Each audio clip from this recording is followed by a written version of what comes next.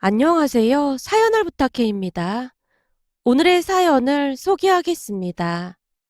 신혼여행을 다녀온 뒤 시댁에 내려갔는데 시어머님이 시누이까지 앉혀놓고 단호한 목소리로 말을 했어요. 동준이 너는 앞으로 네 동생한테 돈 주고 그러면 안 되는 거다. 결혼했으니 이제부터는 네가 집안의 가장이니까 정신 똑바로 차리고 살아. 엄마, 그게 무슨 말이야? 시누이가 버럭한 채 끼어들었지만 시어머님이 시누이를 노려보며 다시 말했어요. 지금 네 입으로 그런 말이 나와? 너 지금 나이가 몇이야? 나이가 몇인데 지금까지 일도 안 하고 오빠 등이나 처먹을 생각을 하고 있어. 내가 분명히 말하지만 앞으로 네 오빠랑 새언니 힘들게 하면 그때는 너 호적에서 파버릴라니까 그런 줄 알아. 앞으로 나도 용돈 싹 다 끊을 거니까 얼른 일자리나 알아봐. 엄마, 갑자기 그러는 게 어딨어. 내가 대학을 나온 것도 아니고 취업 자리가 없는 걸 어떡하란 말이야. 누가 너한테 대학까지 말라고 했어? 네가 공부 안 해서 못 간 거 아니야. 거기다 재수한다고 해서 그렇게 뒷바라지까지 했는데 떨어졌잖아. 엄마, 세연이도 있는데 꼭 그런 말을 해야 해? 순간 신우이가 시뻘개진 얼굴로 쾅하고 문을 닫고 들어가 버렸는데요. 방 안으로 들어가고 있던 신우이 등 뒤에 대고 시어머님이 소리쳤습니다. 한 번만 더 오빠한테 돈 달라고 하기만 해봐. 동준이 너도 그래. 네가 자꾸 돈을 저버릇하니까 취업할 생각도 안 하고 저러고 있는 거 아니야. 방금도 말했지만 결혼했으면 니들 가정이 더 중요한 거야. 그러니까 한마디로 가장이 똑바로 해야 가정이 온전한 거다 그 말이야. 그렇잖아도 사돈 양반 두 분께 미안한 게 한두 가지가 아닌데 살면서 며느리 힘들게는 하지 말아야 할 거 아니야. 어머님, 저는 괜찮아요. 아니다. 결혼식 준비하는 내내 사돈 양반 두 분께서 어찌나 신경을 써주시던지 평생 잊지 못할 거다. 그러니까 동진이 너 장인 장모님 그리고 네 처한테 잘하고 살아. 나는 여기 집도 있고 농사 지어서 먹고 살만 하니까 신경 쓸 것도 없는데 저 인간이 취업도 안 하고 저러고 있어서 보통 걱정이 아니야. 내가 천년만년 살 것도 아니고 저거 인간 만들어 놓고 가야 할 텐데 큰일이다. 그러니까 동준이 너도 이참에 정신 바짝 차리고 네 동생 사람 만들 생각해. 알았어요. 앞으로는 안 그럴게요. 남편이 눈치를 보며 대답을 하고 있었고 그 뒤에도 시어머님이 우리 부부에게 많은 당부를 했습니다. 아버지 제사도 내가 알아서 지내면 그만이야. 그러니까 괜시레 먼 길 올 필요도 없다. 그래도 제사 때는 내려와야지. 됐어. 제사 때문에 난리 나는 집이 어디 한두 집인 줄 알아? 네 아버지도 저승해서 니들이 잘 살기만 하면 그까짓 제사 안 와도 신경 안 쓸 거니까 걱정하지 마. 그냥 니들만 잘 살아주면 난 아무 소원도 없다. 그러니까 행복하게 잘만 살아주면 되는 거야. 시어머님이 다시 한번 당부를 하고 있었습니다. 시어머님은 홀로 남편과 시누이를 키웠는데요. 당신만 조금 힘들면 그만이지라는 생각으로 사시는 분이었어요. 그 뒤 우리는 식사를 하고 시댁에서 하룻밤을 잔 뒤 서울로 올라왔습니다. 올라가는 차 안에 참기름부터 이것저것들을 가득 실어주며 시어머님이 말을 했고요. 이 참기름 직접 짠 거니까 안 사돈 가져다 드려라. 그리고 다 먹으면 내가 더 줄 테니까 말하고. 알겠어요, 어머님. 잘 먹을게요. 음식이 입맛에 안 맞았을 텐데 잘 먹어줘서 고맙구나. 아니에요. 정말 맛있었어요. 그래서 밑반찬도 잔뜩 실었잖아요. 말이라도 참 고맙구나. 다시 한번 말하지만 난 농사일도 해야 해서 종일 밖에 있으니까 전화해도 받지도 못한다. 그러니까 전화도 자주 할 필요도 없어. 내가 무슨 큰일 생기면 그때나 전화할 테니까. 라며 시어머님이 우리 등을 떠미는 바람에 차에 올라타서 출발을 했는데요. 우리가 멀어질 때까지 시어머님이 하염없이 바라만 보고 있었습니다. 그런 시어머님의 모습에 콧등이 시큰해졌는데요. 시어머님은 전형적인 한국의 어머니였다고 해야 할까요? 자식들을 위해 희생하고 또 희생하시는 그런 분이었으니까요. 언젠가 시어머님이 제게 말을 한 적이 있었거든요. 나는 남편도 없이 이렇게 힘들게 살았지만 내 자식들만큼은 온전한 가족을 만들고 잘 살았으면 소원이 없겠어. 그래서였는지 시어머님은 우리 부부 일에 일체 관여하지 않았습니다. 어느 날은 시어머님 생신을 맞이해서 시댁에 내려갔는데요. 이모님이 마치 저 들으라는 듯이 시어머니께 말을 했어요. 아들 며느리가 서울에서 좋은 직장 다니고 있는데 언니도 가서 놀고 오고 그래. 며느리한테 맛있는 것도 사달라고 하고. 내가 돈이 없는 것도 아니고 왜 며느리한테 사달라고 해. 쓸데없는 소리 하지 마. 아무튼 언니도 참 대단해. 내가 궁금해서 그러는데 혹시 언니 쟤들 주소도 모르는 거 아니야? 이모님이 귀를 쫑긋 세운 채 시어머님을 바라보고 있었는데요. 시어머님이 오히려 놀란 듯 이모님께 대물었어요. 뭐야? 그럼 너는 아들 며느리 주소를 알고 있다는 말이야? 당연히 알고 있어야지. 그럼 너 혹시 아들 며느리 집에도 막 드나들고 그러는 거야? 내가 엄마인데 당연한 거 아니야? 얘가 큰일 날 소리 하고 있네. 네 아들한테나 네가 엄마인 거지. 아들만 사는 집도 아니고 며느리도 같이 사는 집에 네가 왜 들락날락하고 난리야. 그러니까 니네 아들 며느리가 허구한 날 싸우고 난리잖아. 넌 그 꼴을 보고도 아들 며느리 집에 드나들고 싶대. 사람이 나이가 들수록 현명하게 살아야지. 뭐 하는 짓이야? 시어머님이 어찌나 정색하고 말을 하고 있던지 이모님이 당황한 모습이었습니다. 실제로 시어머님은 우리 집 주소를 알려고 하지도 않았고 궁금해하지도 않았으니까요. 그러던 어느 날은 시누이에게 전화가 걸려왔어요. 언니, 저 지금 서울 올라가고 있거든요. 서울이요? 무슨 일 있는 거예요? 오빠가 결혼하고 난 뒤 엄마랑 오빠가 용돈을 한 푼도 안 주니까 내가 살아갈 방법을 찾아야 할 거 아니에요. 그래서 미용 기술이나 배워볼까 해서 서울로 올라가고 있어요. 서울에서 미용학원 다녀볼까 하고요. 그래서 말인데 당분간은 오빠 집에서 다녀야 할 것 같아요. 괜찮죠? 혹시 어머님이랑은 상의하고 올라오는 거죠? 이상한 예감이 들어 제가 급히 물었는데요. 시어머님 성격의 시누이를 그냥 올려보낼 뿐이 아니었으니까요.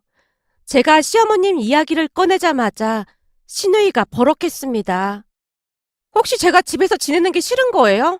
아무리 싫어도 그렇지 싫은 티를 너무 내는 거 아니에요? 아가씨, 싫은 게 아니라 어머님께 말은 하고 올라와야 하는 게 아닌가 싶어서 그렇죠. 말도 없이 올라오면 어머님께서 걱정하시잖아요. 그건 걱정하지 마세요. 도착하면 내가 엄마한테 전화할 거니까요.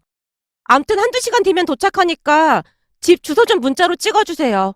그리고 엄마한테는 내가 말할 테니까 입도 뻥끗 하지 말고요. 라며 시누이가 전화를 끊어버렸어요. 퇴근 후 집에 도착을 했더니 시누이가 기다리고 있었습니다. 언니, 왜 이렇게 늦게 와요? 제가 온다고 했으면 빨리 왔어야죠. 아가씨, 저 지금 막 퇴근하고 온 거예요. 암튼 엄마한테 연락은 안 한 거죠? 연락은 안 했어요. 우선 들어가서 어머님께 연락 먼저 드리세요. 아가씨가 갑자기 사라진 거 알면 어머님이 얼마나 놀라시겠어요. 근데 올라올 거면 말씀드리고 올라오지 왜 그냥 온 거예요? 언니 지금 사람 약 올리는 거예요? 약을 올리다니요.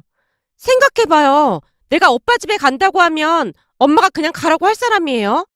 평소에도 며느리 무서워서 엄청 눈치 보는데 분명 못 가게 할 게 뻔하잖아요. 그러니까 우선은 올라와서 말을 하려고 했던 거죠.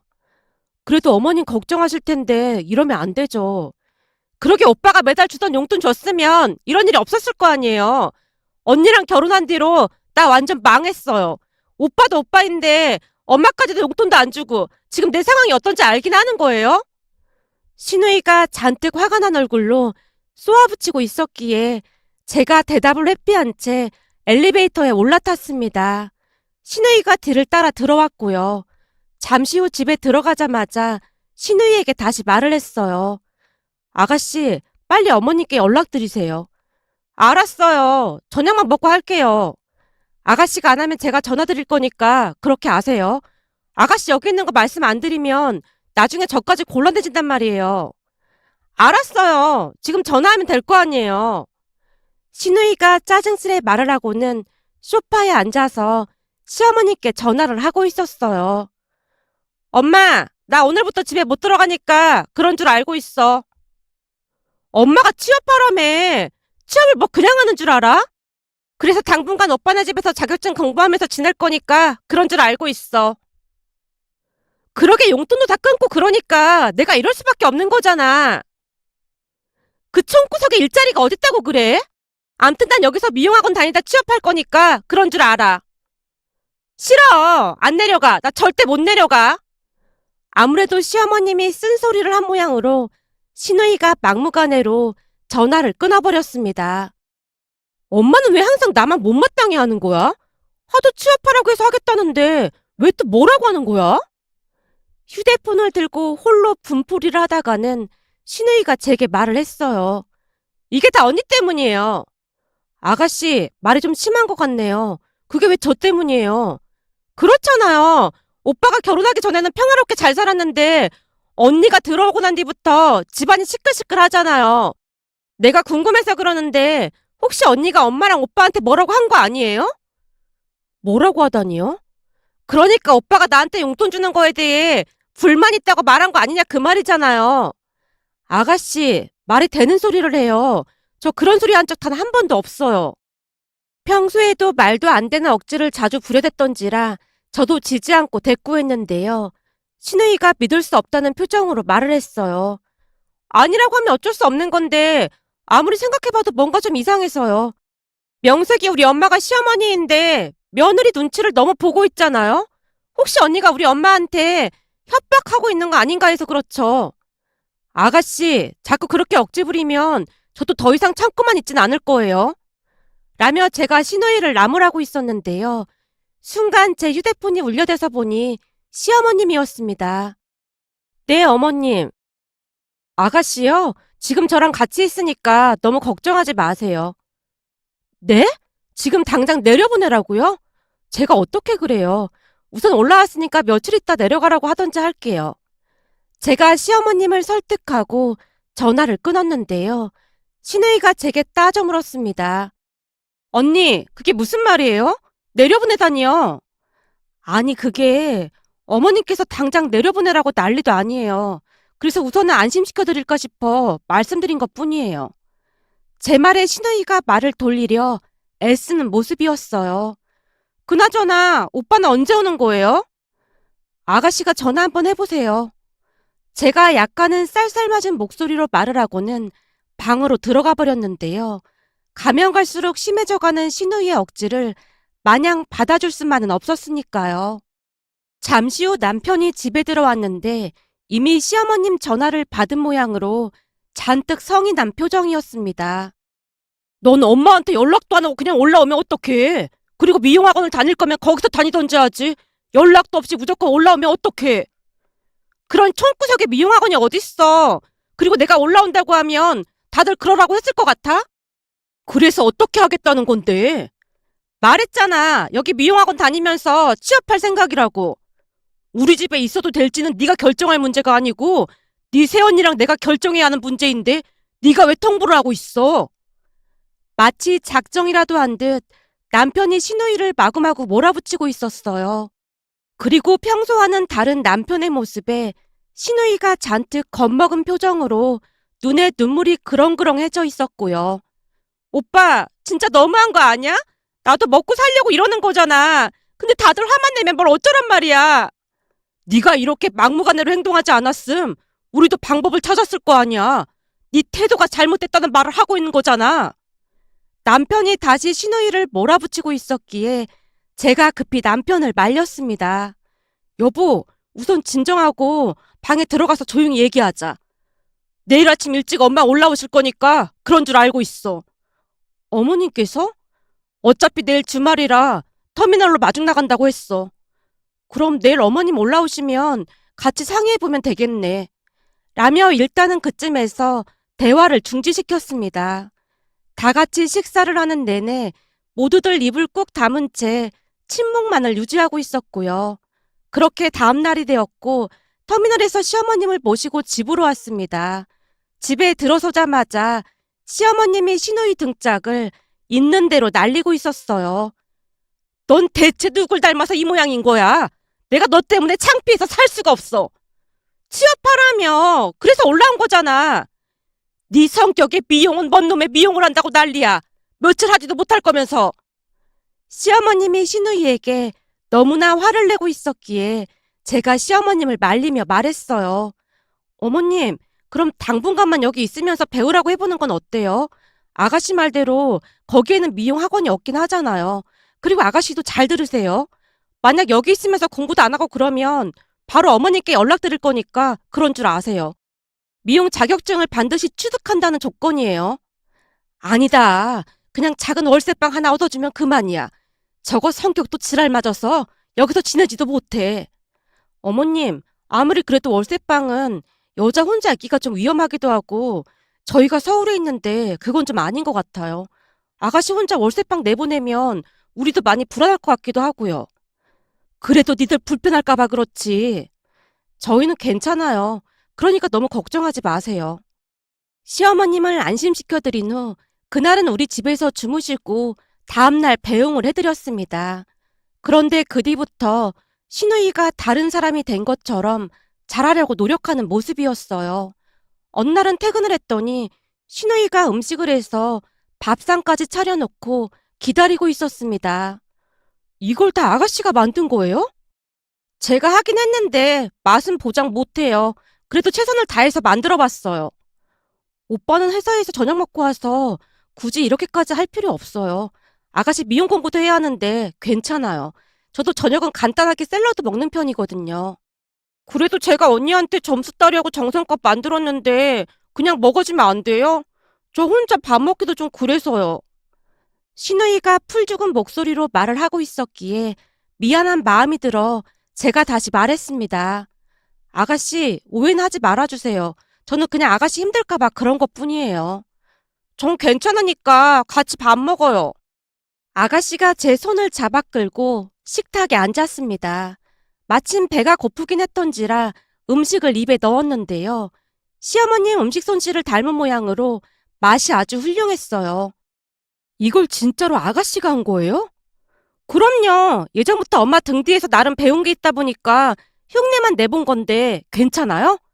이건 괜찮은 정도가 아닌데요? 진짜 맛있어요. 다행이네요. 맛있게 드세요. 신우이가 환하게 웃으며 좋아하는 모습이었습니다. 그날 퇴근한 남편에게 신이 난 채 말을 했어요. 여보, 오늘 퇴근했더니 아가씨가 저녁을 준비해 놓은 거 있지? 뭐? 음식을 준비했다고? 어, 근데 엄청 맛있더라고. 나 완전 많이 먹었잖아. 아가씨도 느낀 게 많은지 노력하는 것 같아서 얼마나 다행인지 모르겠어. 그럼 다행이긴 한데 내 동생이 하루아침에 그렇게 변할 사람이 아닌데. 남편이 여전히 미심쩍다는 표정으로 고개를 갸우뚱거리고 있었습니다. 시어머님께도 전화를 해서 신우이 칭찬을 했지만 시어머님 역시 뭔가 개운치 않다는 듯이 말을 하고 전화를 끊는 모습이었어요. 그런데 그날 밤새도록 화장실을 들락날락 하느라 거의 날밤을 새고 말았습니다. 남편이 걱정스레 물었고요. 당신 괜찮은 거야? 병원 가봐야 하는 거 아니야? 아니야. 아무래도 항상 저녁을 간단하게 먹다가 너무 과하게 먹은 모양이야. 오늘은 좀 자중해야겠다. 남편과 제 말을 들은 모양으로 신우이가 놀라서 물었어요. 언니, 무슨 일 있는 거예요? 아니요. 어제 아가씨가 해준 음식이 너무 맛있어서 많이 먹다 보니까 배탈이 난 모양이에요. 정말요? 어떡해요? 괜찮으니까 걱정하지 마세요. 신우이가 너무나 미안한 표정을 짓고 있었기에 더욱더 미안한 마음이 들어 제가 신우이를 달랬어요. 그런데 그 뒤에도 며칠에 한 번씩 신우이가 저녁을 준비한 채 기다리고 있었고 항상 저녁을 먹고 난 뒤 배탈이 나곤 했습니다. 패턴은 항상 같았어요. 저녁을 먹고 난 뒤 얼마 지나지 않아 바로 화장실로 직행해야만 했으니까요. 하지만 그 순간에도 저는 신우이를 전혀 의심하지 않고 있었는데요. 많이 노력하고 있는 신우이를 절대로 의심하고 싶지 않았으니까요. 그러던 어느 날은 친구들이 집에 놀러 왔고 고맙게도 신우이가 자리를 피해줬습니다. 친구들과 한참을 이야기하던 중 한 친구가 제게 결혼식 사진을 구경하고 싶다고 했어요.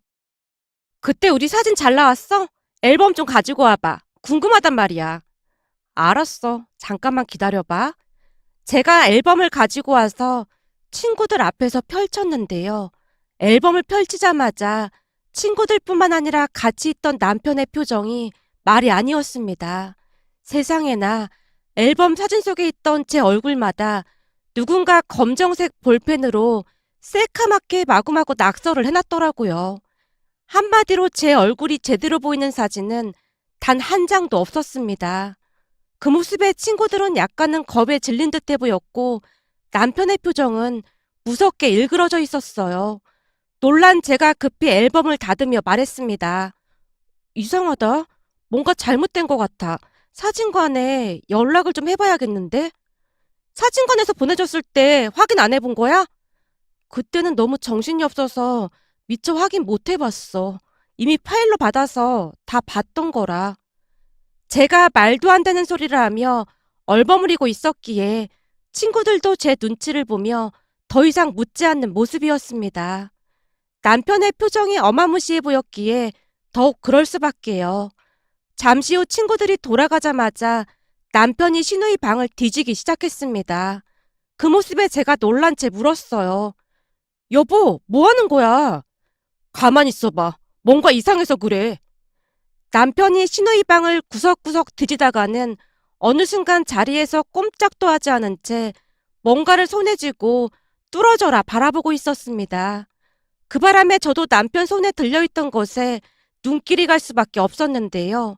남편이 들고 있던 건 시럽으로 된 변비약이었습니다. 그제서야 그동안에 이상했던 것들이 마치 퍼즐이 맞춰지듯 실마리가 풀려가기 시작했는데요. 아마도 저녁마다 음식을 했던 신우이가 제 음식에 변비약을 넣었다는 걸 어림짐작으로나마 알 수가 있었어요.